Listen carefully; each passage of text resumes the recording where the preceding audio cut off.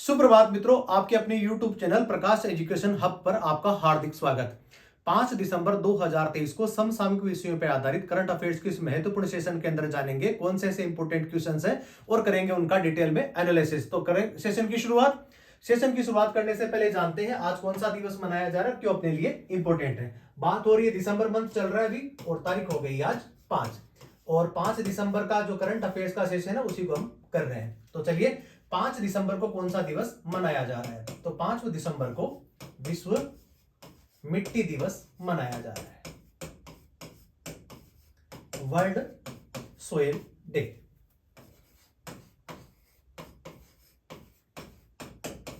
शुरुआत कब होगी मनाने की?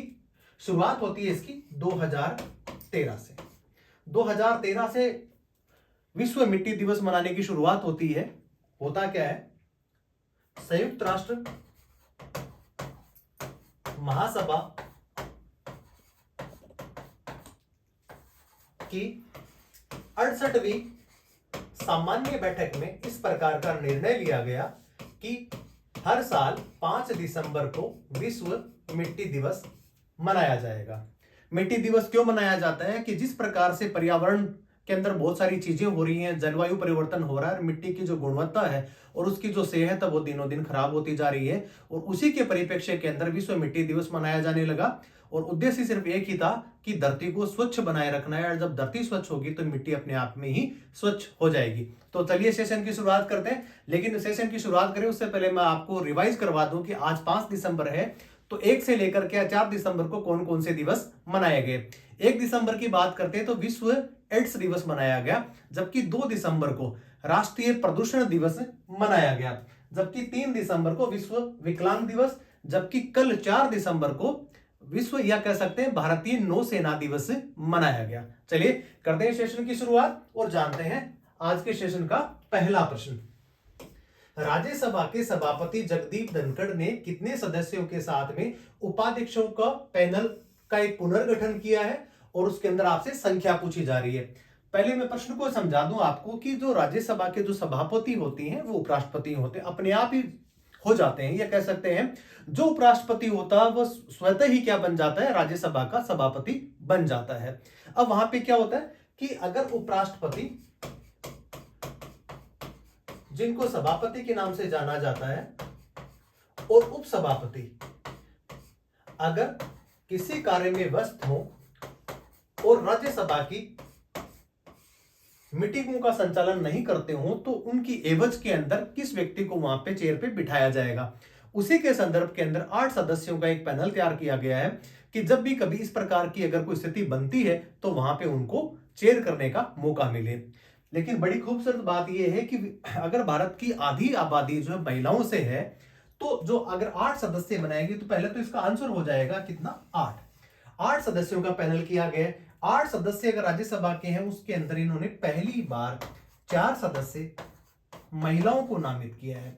तो भारत की जो आबादी है, विश्व की जो आधी आबादी जो महिलाओं के लिए जाती है, महिलाएं उसे संबंध रखती हैं, महिलाओं की तादाद है, तो उसके अंदर 4 महिला सदस्य केंद्र को क्या किया है, शामिल किया गया है। अब बात कर लेते हैं, बात हो रही है उपराष्ट्रपति की। भारतीय संविधान के अनुच्छेद 63, भारतीय संविधान के अनुच्छेद 63 के अंदर उपराष्ट्रपति पद का उल्लेख है। भारत का राष्ट्रपति उपराष्ट्रपति जो आर्टिकल 63 के अंदर है, उसके बाद में 63 से लेकर के और 73 तक, अनुच्छेद 63 से लेकर के और 73 तक जितने भी प्रकार के कार्य की बात करें, राज्यसभा के सभापति के बारे में बात करें, उनके कार्यकाल की बात करें और राष्ट्रपति की अनुपस्थिति के अंदर उपराष्ट्रपति जब राष्ट्रपति का कार्यकाल कह सकते हैं उसका कार्य संभालता, उसके बारे में भी उल्लेख किया गया है। इसके साथ में कार्यकाल के बारे में भी सामान्यतः कहा जाता है कि उपराष्ट्रपति का जो कार्यकाल होता है वो 5 साल का होता है। इसके अलावा जैसे ही उपराष्ट्रपति रिटायर होने वाले होते हैं, उनका कार्यकाल समाप्त होने वाला होता है, उससे 6 महीने पहले ही उपराष्ट्रपति का चयन कर लिया जाता है। इस प्रकार की व्यवस्था बनी हुई है। लेकिन अगर ऐसा संविधान में इस प्रकार का कोई उल्लेख नहीं है कि 6 महीने पहले ही आप उनको करें। अगर उपराष्ट्रपति आज उनका 5 साल का अगर कार्य दिवस खत्म होने वाला है तो 1 दिन पहले भी उनको नामित किया जा सकता है। जबकि राष्ट्रपति के साथ में इस प्रकार का है कि राष्ट्रपति का चुनाव जो है वो राष्ट्रपति का कार्यकाल जो 5 साल का होता है उसे 6 महीने ही पहले पूर्ण कर लिया जाता है। अब उपराष्ट्रपति का चुनाव कैसे होता है? उपराष्ट्रपति का चुनाव इस प्रकार होता है कि लोकसभा और राज्यसभा के दोनों सदस्य, या कह सकते हैं एक तो होते निर्वाचित सदस्य, एक होते मनोनीत सदस्य। राष्ट्रपति का जब चुनाव होता है तो उसके अंदर लोकसभा के सदस्य प्लस में राज्यसभा के सदस्य और साथ में विधानसभाओं के सदस्य, विधानसभा के सदस्य, ये सारे के सारे लोग इसमें क्या लेते हैं? भाग लेते हैं। लेकिन बात करते हैं उपराष्ट्रपति की, तो उपराष्ट्रपति का जो चुनाव होता है उसके अंदर लोकसभा राज्यसभा के निर्वाचित प्लस मनोनीत सदस्य भी भाग लेते हैं। लेकिन राष्ट्रपति का जब चुनाव होता है तो उसके अंदर मनोनीत सदस्य भाग नहीं लेते हैं। यही उपराष्ट्रपति और राष्ट्रपति का जो निर्वाचन होता है, जो निर्वाचक मंडल होता है, उसमें यही बहुत बड़ा फर्क है। अब बात करते हैं कि उपराष्ट्रपति का पद लिया कहां से गया है। उपराष्ट्रपति का पद लिया गया है अमेरिका से। हमने बहुत सारे ऐसे चीज लिए, महाभियोग हमने वहां से लिया है। उसके अलावा विधि के समक्ष सम्यक प्रक्रिया, विधि के समक्ष समान संहिता, समान संरक्षण, इस प्रकार के उल्लेख है वो भी हमने कहां से लिए हैं? ये भी लिए हैं हमने अमेरिका से। इसके अलावा प्रस्तावना का पहला भाग, ये कहते हैं प्रस्तावना की पहली लाइन, हम भारत के लोग, हम भारत के लोग, ये भी हमने कहां से लिए? प्रस्तावना की पहली लाइन, ये भी हमने अमेरिका से ही ली है। तो बहुत सारे ऐसे चीजें हैं जिन अनुच्छेदों का हमने प्रयोग अमेरिका के माध्यम से ही किया है अपने संविधान में। तो इसका जो आंसर होने वाला, कितने सदस्यों की बात हो रही है, तो इसका आंसर हो जाएगा 8। चलिए देख लेते हैं इसके अलावा कुछ अन्य चीजें। वर्तमान में हमारे जो उपराष्ट्रपति हैं जिनका नाम है जगदीप धनखड़, वो भारत के 14वें नंबर के उपराष्ट्रपति के पद का कार्यकाल अभी संभाल रहे हैं। देखते हैं 8 सदस्यीय पैनल है जिसके अंदर 4 महिला राज्यसभा सदस्यों को इनको शामिल किया गया। कार्य क्या होता है? सभापति या उपसभापति की अनुपस्थिति में उपसभापति सदन की अध्यक्षता के भी वो पात्र होते हैं। जगदीप धनखड़ है, उनका उल्लेख या कह सकते हैं उपराष्ट्रपति के पद का जो उल्लेख है वो आर्टिकल 63 के अंदर इसका उल्लेख है। जबकि राज्यसभा का पदेन सभापति होगा, या आर्टिकल 64 के अंदर लिखा हुआ है। लेकिन यह भी अपने आप ही स्वतः ही हो जाता है कि जो कोई भी उपराष्ट्रपति बनेगा वह स्वतः ही राज्यसभा का सभापति भी बन जाएगा। बात करते हैं अनुच्छेद 65 की। राष्ट्रपति की अनुपस्थिति के अंदर उपराष्ट्रपति उनके कर्तव्यों का निर्वहन करेगा। जबकि आर्टिकल 66 के अंदर उपराष्ट्रपति का निर्वाचन संसद के दोनों सदनों के सदस्य करेंगे, लेकिन मनोनीत उसमें नहीं होंगे, उसमें मनोनीत होंगे। जबकि राष्ट्रपति के अंदर मनोनीत सदस्य भाग नहीं लेते। जबकि लोकसभा और राज्यसभा के अंदर जो मनोनयन राष्ट्रपति महोदय के द्वारा किया जाता है वो सदस्य भी इसके चुनाव में भाग ले सकेंगे। जबकि आर्टिकल 67 के अंदर कार्यकाल का मैंने आपको बता ही दिया था कि 5 साल का इनका कार्यकाल होता है। अनुच्छेद 68 में यह है कि अगले राष्ट्रपति का चुनाव जब उनका कार्यकाल खत्म हो जाता है उससे पहले ही हो जाना चाहिए। लेकिन मैं आपको बताता चलूं कि राष्ट्रपति के चुनाव के अंदर बिल्कुल अनुच्छेद के अंदर, संविधान के अंदर लिखा हुआ है कि 6 महीने पहले उनका चुनाव किया जाना आवश्यक होगा। जबकि यह शर्त उपराष्ट्रपति के चुनाव के लिए बाध्य नहीं है। जबकि आर्टिकल 69 के अंदर विधि द्वारा स्थापित संविधान के अंदर सच्ची श्रद्धा और निष्ठा ही उनकी क्या होगी? शपथ होगी। और उप सभापति वर्तमान में भी जो है, सभापति के बारे में तो मैंने आपको बताया कि सभापति स्वयं ही उपराष्ट्रपति होते हैं, नाम उनका जगदीप धनखड़ है। जबकि उप सभापति है जिनका नाम है हरिवंश नारायण सिंह। चलिए, तो देखा आपने इस प्रश्न के माध्यम से कि उपराष्ट्रपति का कार्यकाल कितना लंबे समय के होता है। और अभी वर्तमान के अंदर जो 8 सदस्य जो पैनल बना है उसके अंदर महिलाओं की तादाद कितनी है और टोटल कितने सदस्यों को नामित किया है। तो चलिए सेशन का दूसरा प्रश्न जानते हैं और देखते हैं कि 6th जो अंतरराष्ट्रीय लघु फिल्म महोत्सव है उसका आयोजन कहां पे किया जाएगा। Where will be the 6th international short film festival held. इसका आंसर हो जाएगा उत्तर प्रदेश। कहां पे होगा? वाराणसी। वाराणसी के अंदर शॉर्ट फिल्म्स जो होंगी उसका अंतरराष्ट्रीय फिल्म महोत्सव वहां पे आयोजन किया जाएगा। और इसके अलावा इसके अंदर क्या होगा? इसके अंदर जो उभरते हुए जो छोटी आयु के जो कलाकार हैं उनको एक मंच प्रदान करना, और उसी के संदर्भ के अंदर इस प्रकार का एक यहाँ पे लघु महोत्सव आयोजित किया जा रहा है। इसके अलावा वर्ल्ड के अंदर वर्ल्ड में देखें तो सबसे अगर बड़ा जो अगर कोई भी पुराना अगर बात करते हैं फिल्म महोत्सव की तो वेनिस अंतरराष्ट्रीय फिल्म महोत्सव है। और इसके अलावा एक चीज और मैं आपको बताता चलूं, दुनिया का सबसे बड़ा लघु फिल्म महोत्सव कहां पे किया जाता है? क्लोरमेट फेरेंट, जो कहां पे है? फ्रांस में है। फ्रांस कह सकते हैं सपनों की नगरी है, और फैशन जो है वहीं से शुरुआत इसकी होती है। उद्देश्य जो वाराणसी के अंदर जो हो रहा है, उसके अंदर कलाकारों को उनकी प्रतिभा दिखाने का अवसर प्रदान करना, और इसके क्षेत्र में उनको क्या करना है? प्रोत्साहित करते हैं। अब बात करते हैं भारतीय सिनेमा की। भारतीय सिनेमा का अगर किसी को जगत कह सकते हैं, उसका जो पितामह कहा जाता है, वो किसको कहा जाता है? दादा साहब फाल्के को। और उन्हीं के नाम से एक पुरस्कार भी दिया जाने लगा है। और भारत का सबसे बड़ा, ये कह सकते हैं फिल्मों के लिए सबसे बड़ा अगर कोई पुरस्कार होता है तो कौन सा है? दादा साहब फाल्के अवार्ड दिया जाता है। अभी 2023 का जो दादा साहब फाल्के अवार्ड जो रिसेंट के अंदर दिया गया है, वो भारत की पूर्व एक वेटरन अभिनेत्री है जिनका नाम है वहीदा रहमान, उनको ये पुरस्कार दिया गया। लेकिन बात करते हैं कि सबसे पहले भारत के अंदर पहली फिल्म कौन बनी थी, कौन सी बनी थी, उसका नाम क्या था? उस फिल्म का नाम था राजा हरीश चंद्र, जो क्या थी? मूक फिल्म थी। इसके अलावा आलम आरा जो फिल्म थी वो बोलती फिल्म थी, इसके अंदर संवाद स्थापित किए जा रहे थे। लेकिन कुंवारी कन्या एक ऐसी फिल्म थी जिसके अंदर रंगीन पर्दे पे उसको प्रदर्शित किया गया था। हाल ही के अंदर गोवा का जो फिल्म फेस्टिवल है उन सबको हम जानते हैं, और वहां पे माइकल डगलस को है वहां पे क्या दिया गया था? Life time award. किसके नाम से? सत्यजीत रे लाइफ टाइम अवार्ड से उनको सम्मानित किया गया था। ये सारी चीजें जानी। इसके अलावा विश्व का सबसे बड़ा अगर फिल्म सिटी कहां पे है? हैदराबाद में रामोजी राव फिल्म सिटी, जो फिल्म सिटी है, वो विश्व की सबसे बड़ी फिल्म सिटी में से एक है। तो ये सारे आपने मतलब स्लाइड्स के माध्यम से जाने की सारी चीजें फिल्मों से संबंधित कौन कौन सी है, ये ऑलरेडी मैंने आपको बता दिया। आप इसका स्क्रीनशॉट भी ले सकते हैं। चलिए जान लेते हैं अगला प्रश्न, प्रश्न संख्या 3। हाल ही में 91वां इंटरपोल महासभा का आयोजन कहां किया गया? Where was the 91 first Interpol general assembly held recently? इसका जो आंसर हो जाएगा वो हो जाएगा वियना। वियना के इसके अंदर जो है वो हो जाएगा। ये कहां पे है? ये है ऑस्ट्रिया। यहां पे इंटरपोल का भी 91वां यहां पे कार्यशाला इसकी आयोजित की गई। अब बात करते हैं 91 की, तो भारत के संदर्भ में देखा जाए तो 90वां इंटरपोल का जो सम्मेलन था वो भारत में आयोजित किया गया था। उद्देश्य क्या है? विश्व के इंटरपोल का मतलब इंटरनेशनल पुलिसिंग, जिसके अंदर जितने भी प्रकार के अपराधी जो गंतव्य स्थानों पे क्या ले लेते हैं? शरण ले लेते हैं, और अनेक प्रकार की जो अवांछित एक्टिविटीज के अंदर वो शामिल रहते हैं, उन्हीं को क्या करने का, थ्रेटन करने के लिए, उनको पकड़ने के लिए इस प्रकार का एक विश्व के अंदर एक पुलिसिंग का एक प्लेटफॉर्म बनाया गया है, और उसी के संदर्भ के अंदर इस प्रकार की कवायद की जा रही है। देख लेते हैं इसके बारे में कुछ अन्य चीजें। वियना के अंदर है इंटरनेशनल क्रिमिनल पुलिस ऑर्गेनाइजेशन, ये मैंने आपको पहले बताया।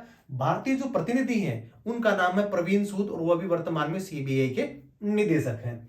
इंटरपोल अपराधियों और अपराध से अर्जित धन के लिए किसी भी सुरक्षित पनाहगाह को खत्म करने के उद्देश्य से इस प्रकार की चीजें करी गई हैं। स्थापना के बारे में बात करें तो 7 सितंबर 1923 में इंटरपोल की स्थापना होती है, और इसका जो हेडक्वार्टर है वो है कहां पे? लियोन, फ्रांस में है। जबकि 90वां इंटरपोल महासभा कहां पे हुई थी? नई दिल्ली में हुई थी, और वर्तमान में सदस्य देशों की अगर बात करें इसके अंदर तो 196 सदस्य इसके देश हैं। तो सदस्य देश कितने इसके? 196 है। तो इस प्रश्न के माध्यम से आपने जाना कि भी जो इंटरपोल की जो कह सकते हैं हर साल जो मीटिंग होती है, जो कार्यशाला होती है, उसका आयोजन वर्तमान में वियना, जहां कहां है पे ये वियना शहर है ऑस्ट्रिया का, वहां पे इसका आयोजन किया गया। जबकि 90वां जो यहाँ पे एक जो कार्यशाला जो आयोजित की गई थी वो नई दिल्ली में की गई थी। चलिए जान लेते हैं अगला प्रश्न, प्रश्न संख्या 4। दुनिया के पहले पोर्टेबल हॉस्पिटल का उद्घाटन कहां पर किया गया? पोर्टेबल का यह है कि हम सारी की सारी ऐसी सुविधाएं जो दूर दराज इलाकों के अंदर किसी प्रकार की कोई दुर्घटना हो जाती, व्यक्ति के बीमार होने पर त्वरित तौर पे उसको क्या मिले? एक फर्स्ट एड मिले, और उसी के संदर्भ के अंदर पहली बार विश्व का पहला ऐसा पोर्टेबल हॉस्पिटल यहां पे इजाद किया गया भारत के अंदर। और इसका जो आंसर हो जाएगा वो कहां हो जाएगा? गुरुग्राम हो जाएगा। गुरुग्राम जो भारत के अंदर जो दिल्ली के पास में, वहां पे इस प्रकार का हॉस्पिटल बनाया गया। हॉस्पिटल से क्या है? इस हॉस्पिटल में ट्यूब्स होती हैं जिनके अंदर बहुत सारी जो क्या है आवश्यक सामग्री होती है, जिसके अंदर ब्लड की बात करें, आईसीयू है इसके अंदर, और बहुत सारे ऐसे औजार और उपकरण हैं जो डॉक्टर्स के कह सकते हैं स्वास्थ्य सेवाओं के अंदर काम में लिए जाते हैं। उनको हम यहां से एक स्थान से दूसरे स्थान पे लिफ्ट करके वहां पे उसको पहुंचाया जाता है। और इसी प्रकार का ये पहला जो उद्घाटन यहाँ पे गुरुग्राम में किया गया है। तो इसके अंदर क्या है, आरोग्य मैत्री क्यूब है, गुरुग्राम में किया गया प्रोजेक्ट जो भीष्म है, प्रोजेक्ट भीष्म के माध्यम से इसको शुरू किया गया। सहयोग क्या है, हित और मैत्री के लिए। उद्देश्य क्या है, वही है जो दूर दराज इलाकों दुर्घटना होने पर समय पर उनको उपलब्ध जो है उपचार उपलब्ध कराना। ये जो पूरा जो हॉस्पिटल है उसके अंदर 72 क्यूब्स हैं और इन क्यूब्स के अंदर ऑपरेशन थिएटर है, मिनी आईसीयू है, वेंटिलेटर है, रक्त परीक्षण केंद्र है, एक्सरे मशीन है, खाना पाने का जो स्टेशन है, भोजन है, पानी है, आश्रय रहने का है और बिजली जनरेटर इत्यादि यहाँ पे इसमें मिलते हैं क्यूब्स के माध्यम से। अगर वजन की बात करें तो 800 किलोग्राम का ये पूरा वजनी एक इस प्रकार का इंस्ट्रूमेंट है जो एक दूसरे स्थान से क्या कर सकते हैं, इसको मूवमेंट इसको करा सकते हैं। क्षमता क्या है, एक साथ 200 मरीजों का इलाज किया जा सकता है। तो ये विश्व का ऐसा पहला पोर्टेबल हॉस्पिटल है जो गुरुग्राम के अंदर इसको क्या है बनाया गया है। स्वास्थ्य और परिवार कल्याण मंत्री हम सब लोगों को पता है कि मनसुख मांडविया है जो वर्तमान में स्वास्थ्य मंत्री हैं। अब बात कर लेते हैं कि भारत के अंदर स्वास्थ्य जितनी भी प्रकार की सुविधाएं हैं उसमें भारत का जो बजट है उसमें जो उसका व्यय होता है, जो एक्सपेंडिचर होता है वो कितना प्रतिशत होता है। तो ये बड़ी बात है कि भारत जैसे विकासशील देशों के अंदर स्वास्थ्य पे बहुत कम ध्यान दिया जाता है, जबकि विकसित जो देश है कमोबेश उनकी जो स्थिति है वो काफी डिफरेंट होती है। लेकिन भारत के अंदर स्वास्थ्य सेवाओं के बजट के तौर पे देखा जाए जो व्यय किया जाता है, जो एक्सपेंडिचर किया जाता है, मात्र 2% ही स्वास्थ्य सेवाओं पे ध्यान दिया जाता है। यह भी आपने इस प्रश्न के माध्यम से जाना। जबकि 86,175 करोड़ का जो बजट था वो स्वास्थ्य सेवाओं को क्या किया, आवंटित किया गया था। हमारी जितनी भी जो बजट में एक्सपेंडिचर जो हम व्यय करते हैं उसके अंदर स्वास्थ्य सेवाओं का जो बजट है वो मात्र 2% है। चलिए जान लेते हैं अगला प्रश्न, प्रश्न संख्या 5। इंटरनेशनल मैरीटाइम ऑर्गेनाइजेशंस के लिए भारत को पुनः चुना गया है, इसका मुख्यालय कहां पर स्थित है। अगर मैरीटाइम की अगर बात करते हैं तो सबसे पहले अगर किसी देश ने लोगों को उपनिवेश बनाया उस देश का नाम कौन से यूरोपियन कंट्रीज है और हम किसके गुलाम रहे, हम रहे ब्रिटेन के, और यही इसका आंसर है। तो मुख्यालय इसका कहां पर है, इसका मुख्यालय है लंदन में। लंदन कहां है, ब्रिटेन। और हम सब लोगों को पता है कि ब्रिटेन जो है वो लंदन वो किस नदी के किनारे पे स्थित है, वो है टेम्स नदी।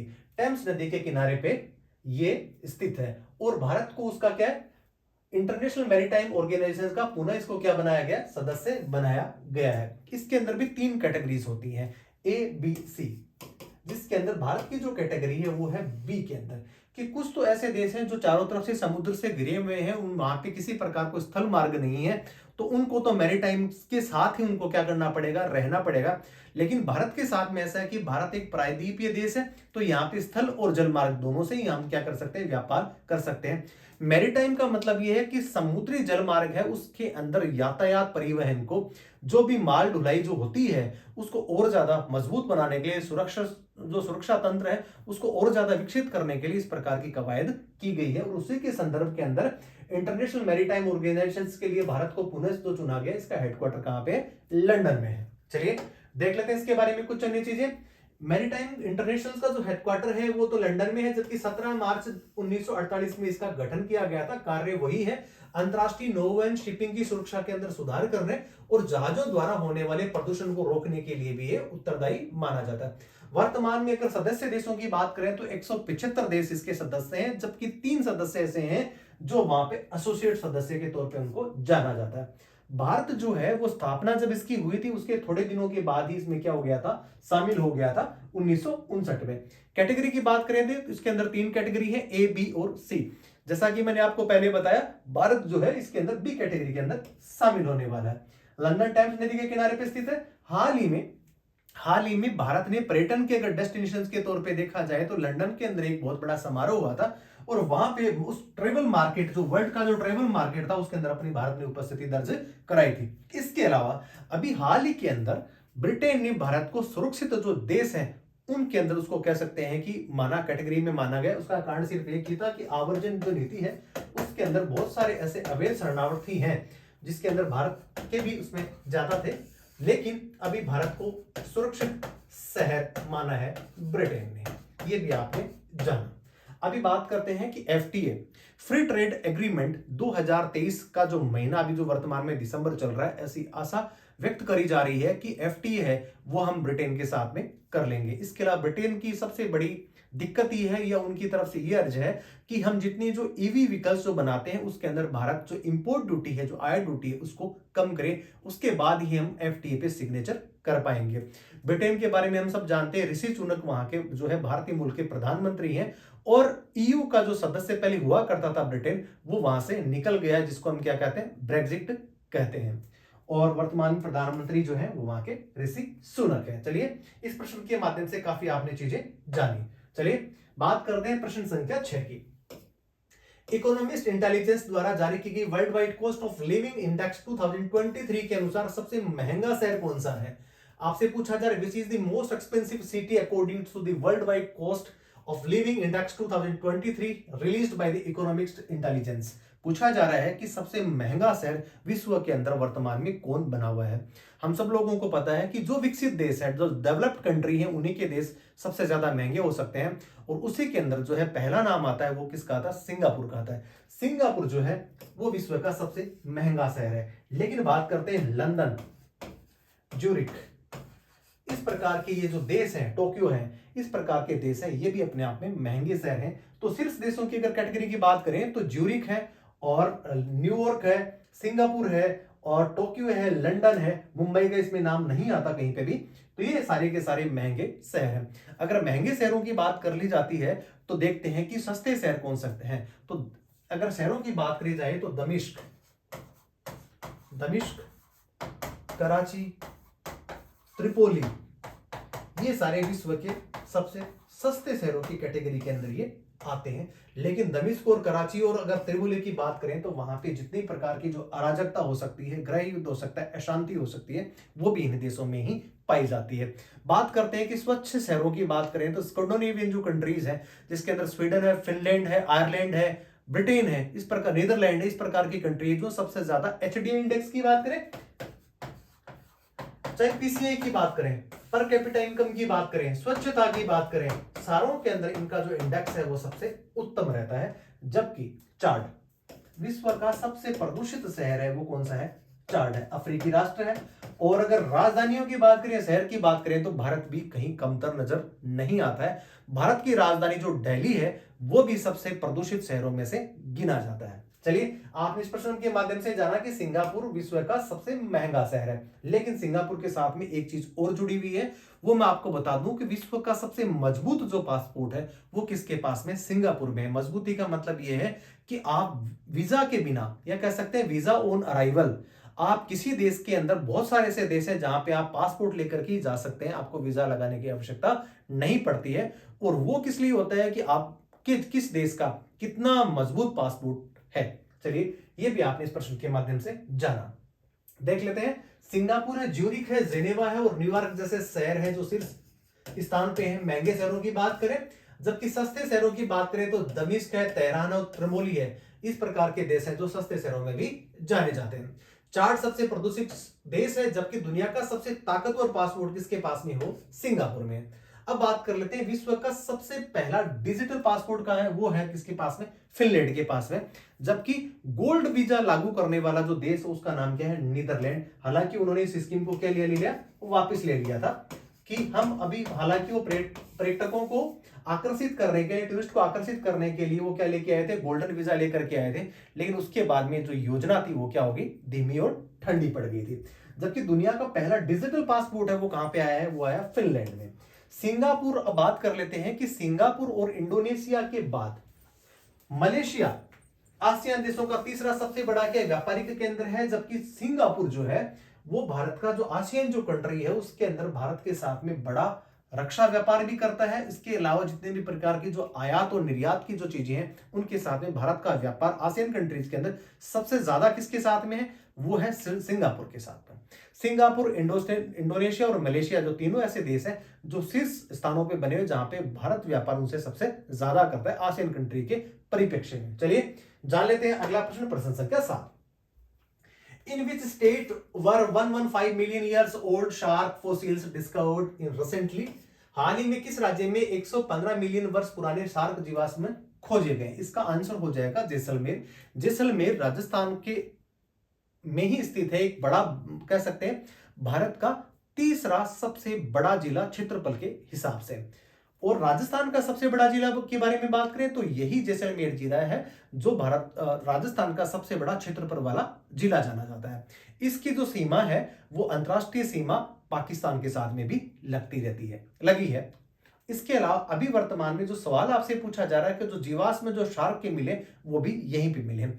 इससे पहले भी यहाँ पे कुछ जीवाश्म मिले थे, उनके बारे में आपको बता दूं कि यहाँ पे डायनासोर के जीवाश्म भी मिले थे। कहां पे मिले थे? ये मिले थे आकलवुड फॉसिल पार्क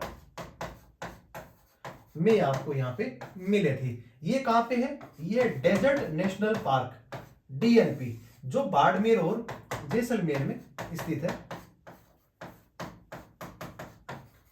जहां पे वन्य जीवों को संरक्षण प्रदान किया जाता है। डेजर्ट नेशनल पार्क भारत का सबसे बड़ा अगर डेजर्ट नेशनल पार्क है वो कहां पे? जैसलमेर और बाड़मेर में। आकलवुड फॉसिल पार्क के अंदर भी पहले डायनासोर के यहाँ पे क्या मिले थे आपको? यहाँ पे ऐसे जीवाश्म मिले थे, लेकिन हाल ही के अंदर शार्क जो है उसके जीवाश्म भी आपको यहाँ पे मिलते हैं। कहा जाता है कि तो टैथिस सागर पहले जो हुआ करता था, जब पृथ्वी के अंदर इस प्रकार की कोई उथल पुथल हुई तो यहाँ पे रेगिस्तान बन गया, और इसके जो नीचे नदी कह सकते अंतर प्रवाही जो नदी है, कौन सी है यहाँ पे? सरस्वती इसकी यहाँ की अंतर प्रवाही यहाँ पे नदी है।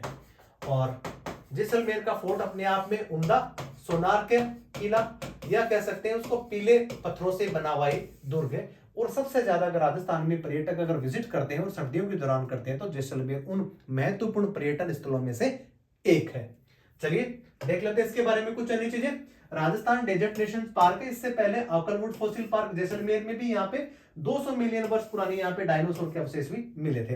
अब हम करते हैं बात की अवशेषों की, जो कह सकते हैं कि जो गणना कैसे करी जाती है, सालों का पता कैसे लगाया जाता है। तो कार्बन डेटिंग जो पद्धति है उसके माध्यम से जीवाश्मों के सालों का पता लगाया जाता है। रेगिस्तान पहले टैथिस सागर की उपस्थिति हुआ करती थी। भारत का तीसरा सबसे बड़ा जिला कौन सा है? वो है जैसलमेर। तो बात कर लेते हैं कि पहला कौन सा है। तो पहला जो है उसका नाम क्या है?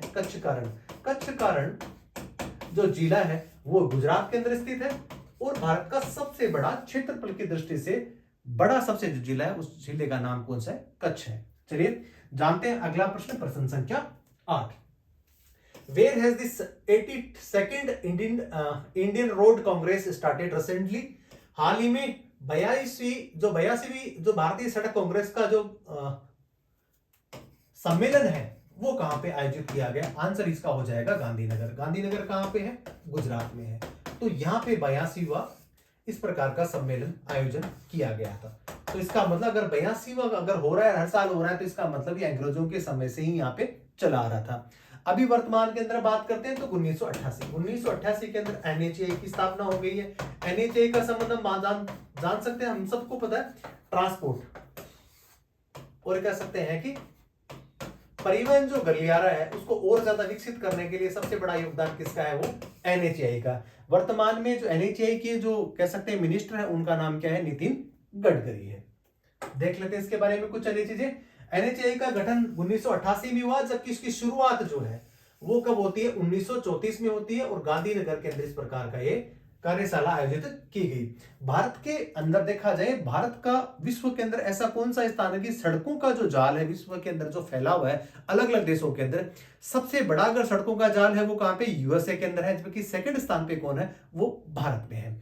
बात करते हैं कि भारत के अंदर सबसे ज्यादा सड़कों का जाल किस राज्य में स्थित है? तो केरला के अंदर है। जिस प्रकार मैं आपको बता रहा था कि जो डेवलप्ड कंट्रीज हैं उनके सारे इंडेक्स सबसे बेहतर होते हैं, और उसी के संदर्भ के अंदर पर कैपिटा इनकम की बात करें, चाहे स्वास्थ्य सेवाओं की बात करें, चाहे लिंगानुपात के बारे में बात करें, सबसे अव्वल अगर कोई स्थान रखता है तो हमारा एक दक्षिणी राज्य है जो मसालों के नाम से भी जाना जाता है, केरला। तो केरला के अंदर सबसे उम्दा या कह सकते हैं रोडों का जो है वो जाल बिछाया गया है, और सबसे कम अगर रोडों की बात करी जाए, उपस्थिति अगर दर्ज करी जाए, तो उस राज्य का नाम है सिक्किम। लेकिन सिक्किम अपने आप में अनूठा इसलिए है कि सिक्किम जो है वो भारत का सबसे पहला और पूर्णतया जैविक कृषि करने वाला राज्य भी गिना जाता है। वर्तमान में तो नहीं कह सकते, लेकिन पुराने मुख्यमंत्री हैं जिन्होंने भारत के अंदर सबसे ज्यादा ऐसे मुख्यमंत्री का कार्यकाल का निर्वहन किया, उनका नाम है पवन चामलिंग। ये आपने भी चीजें देखी। भारत का जो सड़क घनत्व है प्रति वर्ग किलोमीटर में 1.94 किलोमीटर के आसपास इसका सड़क घनत्व है, जबकि सबसे ज्यादा सड़क घनत्व है भारत के अंदर केरला के अंदर मिलता है। जबकि विश्व के अंदर अगर बात करें तो विश्व के अंदर USA के अंदर सबसे बड़ा जो है वो नेटवर्क रोडों का है। अब बात करते हैं कि एनएचएआई द्वारा हाल ही में टीओटी मॉडल के द्वारा विभिन्न प्रोजेक्टों का निर्माण किया जा रहा है और भारत का जो इंफ्रास्ट्रक्चर है उसके अंदर रोड सबसे इंपॉर्टेंट रोल प्ले करती है। कह सकते हैं कि एक स्थान से दूसरे स्थान पे माल की ढुलाई में, या इसके अलावा पर्यटन के तौर पे भी इसको देखा जा सकता है। चलिए जान लेते हैं अगला प्रश्न, प्रश्न संख्या 9। हाल ही में किस राज्य के मुख्यमंत्री ने दी हम्प वर्ल्ड वॉर सेकंड का उद्घाटन किया है? दी हम्प वर्ल्ड वॉर सेकंड का उद्घाटन, वैसे देखा जाए तो भारत से इसका कोई संबंध नहीं, लेकिन है संबंध। इस राज्य का नाम है अरुणाचल प्रदेश। बात हम कर रहे हैं 1945 के अंदर जब सेकंड वर्ल्ड वॉर हुआ था, उस समय क्योंकि भारत जो है वो ब्रिटेन का ही अंग था, उसी का उपनिवेश था, उस समय जो वायु सैनिकों को एक श्रद्धांजलि देने के लिए इस प्रकार का मेमोरियल कहां पे बनाया गया? ये बनाया गया है अरुणाचल प्रदेश में। तो अरुणाचल प्रदेश के अंदर इस प्रकार का मेमोरियल बनाया गया है। बात करते हैं कि अरुणाचल प्रदेश संग्रहालय का जो है वो नाम क्या है? यहां से स्टार्ट असम से चीन, चीन से यूनान तक खतरनाक हाईवे मार्ग का ये इस प्रकार का ये यहाँ पे बनाया गया था। द्वितीय विश्व युद्ध के अंदर शहीद वायु सैनिकों को क्या ये समर्पित है। मुख्यालय का पूर्वी सिंघल पासीघाट जो जिला है वहां पे इसको बनाया गया है। अब बात करते हैं कि अरुणाचल प्रदेश के बारे में। याकचुरपी नाम का एक जियोग्राफिकल जो कह सकते हैं इंडेक्स इंडिकेशन होता है, उसको अभी क्या मिला? जीआई टैग भी इसको मिला है। इसके अलावा हमने नवंबर के अंदर जो है एक सेशन करा, उसके अंदर हमने जाना था कि वहां पे 3 टाइगर रिजर्वों की भी स्थापना की गई है। नामदफा, पक्के और कमलांग राज्य के 3 टाइगर रिजर्व है। अभी हाल ही के अंदर अरुणाचल प्रदेश के अंदर आरबीआई का इतना कोई बड़ा कार्यालय नहीं था, इसलिए आरबीआई ने वहां पे एक उप कार्यालय भी वहां पे खोला है। खोला कहां पे? अरुणाचल प्रदेश की जो राजधानी उसका नाम ईटानगर है और वहां के जो मुख्यमंत्री उनका नाम है पेमा खांडू। और वहां के जो राज्यपाल की बात करें तो लेफ्टिनेंट जनरल केवल्य त्रिविक्रम परनाइक यहाँ पे इनके राज्यपाल हैं। और अब बात करते हैं कि चाइना और भारत को अलग करने के लिए एक रेखा खींची गई है, उसको कहा जाता है कौन सा? मैकमोहन रेखा। तो भारत या कह सकते हैं अरुणाचल प्रदेश की सीमा है वो मैकमोहन रेखा के साथ में तिब्बत के साथ में लगती है। क्योंकि पहले तिब्बत जो स्वायत्त एक राष्ट्र था, एक कह सकते हैं राज्य था, लेकिन चाइना ने उसको अनैतिक तरीके से उसको हड़प लिया है। अरुणाचल प्रदेश इसलिए भी प्रसिद्ध है कि तवांग एक है, वहां पे बहुत बड़ा एक मठ है। वो भी इसलिए जाना जाता है कि हमारे जो वर्तमान में जो निर्वासित सरकार यहाँ पे चला रहे हैं, जिनका नाम दलाई लामा है, उनका संबंध भी तवांग क्षेत्र से ही है। और तवांग इसलिए विवादों में रहता है, यह कह सकते हैं सुर्खियों में इसलिए रहता है कि हमारे प्रधानमंत्री या बहुत सारे ऐसे ब्यूरोक्रेट्स या पॉलिटिशियंस हैं, वो तवांग की यात्रा करते रहते हैं। जबकि अरुणाचल प्रदेश जो है वो चीन ये मानता है कि वो हमारा वो अभिन्न अंग है। लेकिन हम सब कह सकते हैं कि भारत का जो है इंटीग्रल पार्ट कौन सा है? वो अरुणाचल प्रदेश है। अरुणाचल प्रदेश की राजधानी के बारे में मैंने बताया, उसका नाम ईटानगर है। चलिए जान लेते हैं अगला प्रश्न, प्रश्न संख्या 10। हाल ही में प्रधानमंत्री नरेंद्र मोदी ने कहां पे लीड आईटी 2.0 लॉन्च किया है? Where has the prime minister Narendra Modi launched lead IT 2.0 recently? Answer इसका हो जाएगा कौन सा? दुबई। किस उपलक्ष्य के अंदर? हम सब लोगों को पता है कि COP28 का आयोजन कहां पे किया था? दुबई में किया गया था।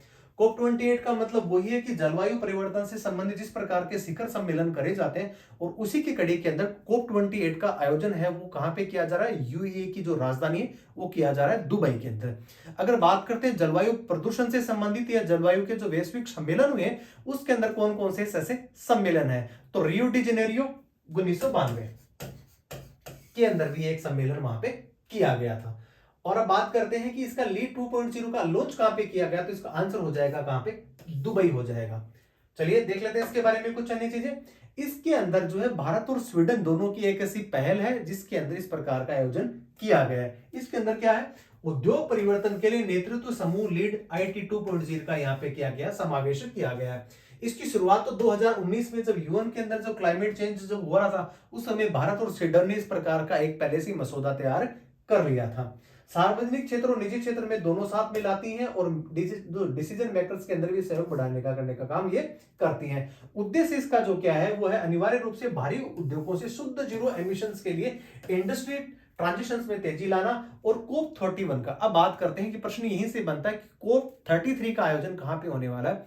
हमारे प्रधानमंत्री जी ने इस प्रकार की घोषणा करी और आशा व्यक्त करी है कि 2028 के अंदर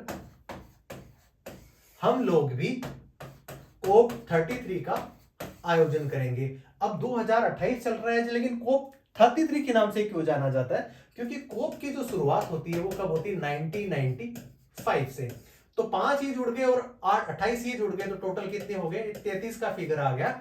तो कोप 33 का जो आयोजन है भारत में किया जाना प्रस्तावित है। अगर ऐसा हो जाता है और ये 2028 के अंदर जो ये संपन्न होगा, ये भी इस प्रश्न के माध्यम से आपने जाना। चलिए जान लेते हैं आज के इंपोर्टेंट सेशंस का अंतिम प्रश्न। और अंतिम प्रश्न है कि हाल ही में भारत सरकार ने किस देश से 75 भारतीय सैनिकों को वापस बुलाने का निर्णय किया है, फैसला किया है। हम सब लोगों को पता है कि एक विवादित सरकार बनी है, हमारा ही पड़ोसी देश है, छोटा देश है, जिससे भारत के संबंध पहले काफी प्रगाढ़ रहे हैं, लेकिन जैसे ही सरकार चेंज हुई है तो जो नए राष्ट्रपति जो मोइजो बने हैं वो चीनी समर्थक माने जाते हैं, और उन्हीं ने इस प्रकार का एक फैसला दिया है कि हमारे वहां पे 75 सैनिक वहां पे डटे हुए थे, क्योंकि यहाँ पे समुद्री जो सेवा है, ये कह सकते हैं भारत की जो चुनौतियां हैं वो कम नहीं है, और इसी के संदर्भ के अंदर वहां पे हमारे सैनिक ठहरे हुए थे, लेकिन वहां की सरकार ने कहा है कि आप यहां से अब जा सकते हैं। इसी के लिए हमारे प्रधानमंत्री और मुइजू जो अभी कहा के मालदीव के जो राष्ट्रपति हैं उनकी मुलाकात